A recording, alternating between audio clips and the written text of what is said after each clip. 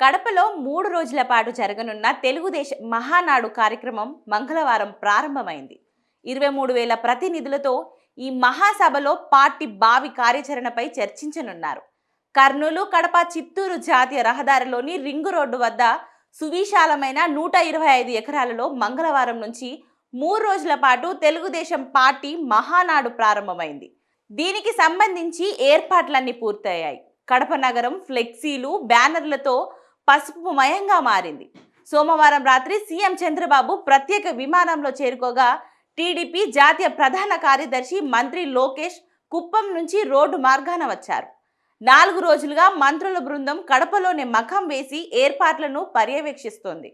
ఏడాది పాలనలో కూటమి సాధించిన విజయాలను చర్చించడంతో పాటు ప్రజా పాలనపై వైసీపీ చేస్తున్న దుష్ప్రచారాన్ని తిప్పికొట్టేందుకు అనుసరించాల్సిన వ్యూహాలను మహానాడు వేదికగా చర్చించనున్నారు. కడపలో తొలిసారి నిర్వహిస్తున్న ఈ వేడుక ద్వారా రాయలసీమ అభివృద్ధికి ప్రత్యేక కార్యాచరణ ప్రకటించే అవకాశం ఉంది. లోకేష్ యువగలం పాదయాత్ర సమయంలో ప్రకటించిన రాయలసీమ డిక్లరేషన్ సవివరంగా చర్చించనున్నారు. కడపలో నిర్వహించే మహానాడును టీడీపీ చాలా ప్రతిష్టాత్మకంగా తీసుకుంది. మాజీ సీఎం జగన్ జిల్లా కావడం, సీమలో గతం ఎన్నడూ లేని విధంగా 45 అసెంబ్లీ స్థానాలను కూటమి గెలుచుకోవడం, అవన్నిటిని మించి ఉమ్మడి కడప జిల్లాలో 7 స్థానాలలో టీడీపీ కూటమి విజయంతో గతానికి భిన్నంగా ఈసారి కడపలో మహానాడు జరపాలని నిర్ణయించారు.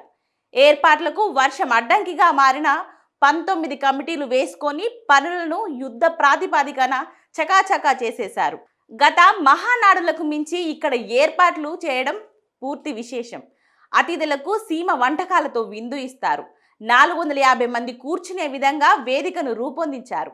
పక్కనే సీఎంఓ క్యాంప్ ఆఫీస్, రక్తదాన శిబిరం, photo exhibition, dining, media point సమీపంలోనే 300 ఎకరాలలో పార్కింగ్ ఏర్పాట్లు చేశారు.